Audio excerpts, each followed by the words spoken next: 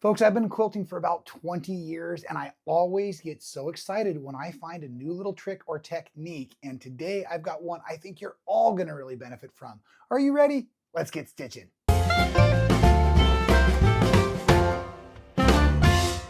Well, welcome back everybody. My name is Rob Appell from Stitchin Heaven out in Quitman, Texas, and right here on YouTube. And I've got what is probably going to be one of my faster tutorials ever because it's kind of an impromptu idea. But my goodness, folks, I am so excited to show you what I've learned and how to hold my fingers and hands when managing seams right at the presser foot. I've got a couple of tricks that I've noticed myself doing while I've been working on this really large project with all of these patchwork pieces.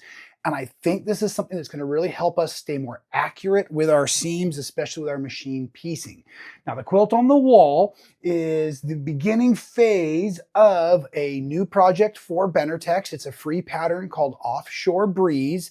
It's basically a modified or simplified storm at sea project, and it uses the newest worlds by myself, Rob Appell. So the fun pastel colorway I thought would be nice to put together here. So by the time I'd built about a quarter of the project, I still needed to go back through and build 13 more blocks of each colorway. And I'm all but wrapped up with them. But let me show you here, as you can see, I'm getting some fairly accurate piecing, especially for a carefree quilter.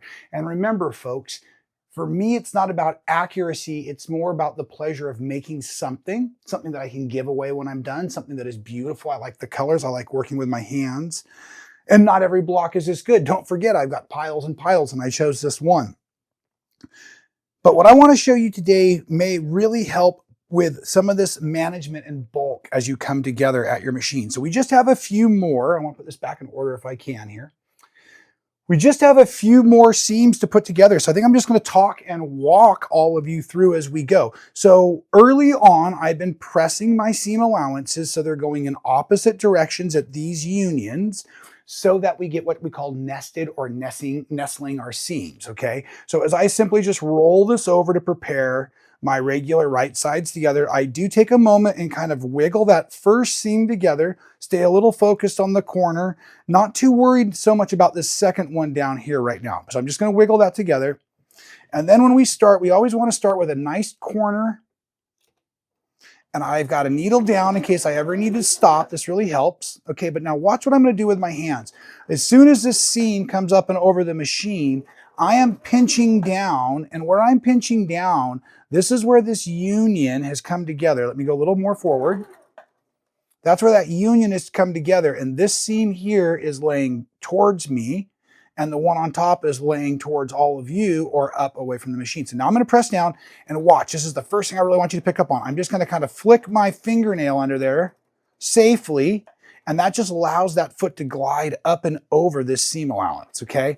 Now I can align as I go, and I started just naturally doing this on this project. There's that fingernail right underneath there again. Now when I get here, I'm going to kind of give myself a little bit of a tug to make sure I can realign the other seam allowances down here kind of at this bottom section. And then I'm going to keep on sewing. And then the second trick, I kind of line up my bottom corners, and I'm going to hold my bottom corners against this edge guide, because a lot of us have the tendency to let go now and our fabric will veer away. And this is where our blocks grow, and they grow out of square. So I want us to hold here. And even though my finger is going to go underneath, now watch, I shifted. I caught myself doing this and I thought it was really cool. I've now shifted to my next finger over, and I'm holding that fabric right up against. You can see it's all the way against the edge of that edge guide as I go underneath there, right? Now I was chain piecing earlier, so I just would keep throwing this over. So now I'm just going to do it a little bit quicker. Same steps. I'm just going to nest those first two seams, grab that corner, come up here, get stitching. And I've got a nice kind of medium pace. Now my finger's on that seam, fingernail underneath it. Fingers on the seam, fingernail underneath the foot and over. Now, folks, when you lift up your foot too high, you'll start to open your tension. So it's just a little bit on the toe, holding the seam on the toe to get it over. Now focused on my bottom corner, again, holding it against the edge, edge, edge. Watch the finger shift.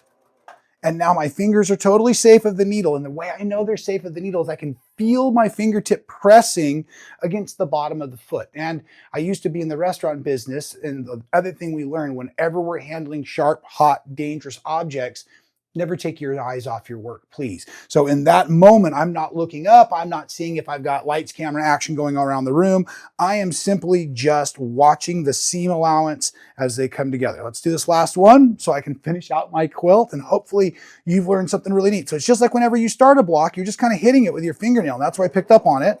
That allows those feed dogs to grab. I'm holding that seam, so those nested seams, beautiful. Same thing here at the middle. Adjust as I came back over. Again, that bottom seam, holding the corners up against, and then that's that finger shift right there. And that is going to provide a really nice 1/4 inch seam allowance all the way through the seam. And then you just go on over to your wool mat, press it out, continue on to the next steps. And folks, I really hope that helped you learn something today. And again, I know I often do really long tutorials. I love all the step-by-step processes, but this was a really cool trick I didn't want to keep you waiting on. So hopefully today's shorter tutorial is something you appreciated. Let me know about the time frame in the comments below. Let me know if there's another trick that you have found that you think I should share with all of our quilting community out there. Thanks for joining me today, folks. If you haven't subscribed yet, do so now. Make sure you hit that bell to be notified when we go live on Fridays, and we will see you next time in another fantastic video right here at Stitchin Heaven. Thanks, folks. Stay well.